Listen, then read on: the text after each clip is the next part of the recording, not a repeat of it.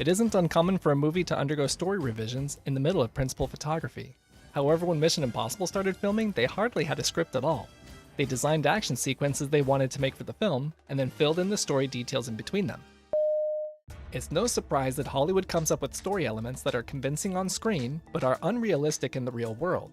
However, you might be surprised to know that silicone masks are actually used in the CIA, and are painted with enough detail that the wearer can avoid detection even if someone were standing 6 inches away. The crew wanted to use the original TV actors to reprise their roles for the film, but only to kill them off in the Prague mission, so you can imagine why they all rejected the offer to appear in the movie. Emilio Estevez, who played Jack, was an A-list actor in the 80s and early 90s.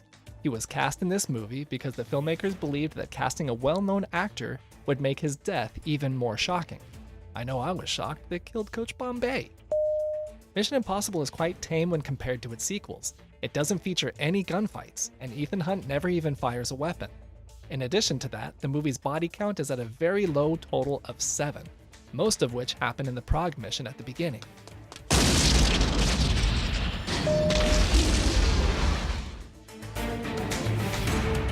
You may already know this by now, but in case you don't, Tom Cruise does his own stunts.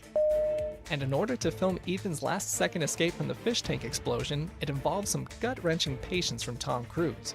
To get the shot, they did a 3 count, and on 2 is when they blew the charge on the water tank, which meant that Cruise had to sit there and wait for his cue on 3 before he could hightail it out of there.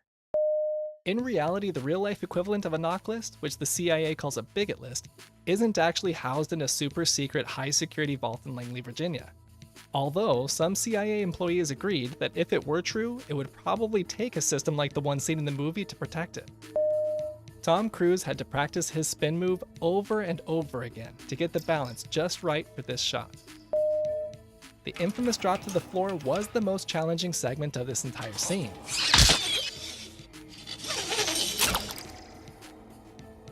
To do it, Tom Cruise was hooked up to a pulley system that was operated by 2 guys offset that were using marks on the rope to know exactly when to stop him from dropping.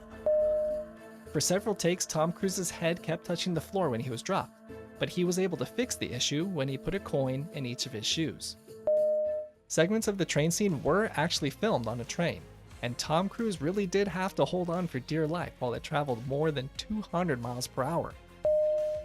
This was also the case for the green screen segments, because Cruise insisted they use a fan that could blow up to 140 miles per hour in order to distort his face and knock him over if he wasn't holding on tight enough.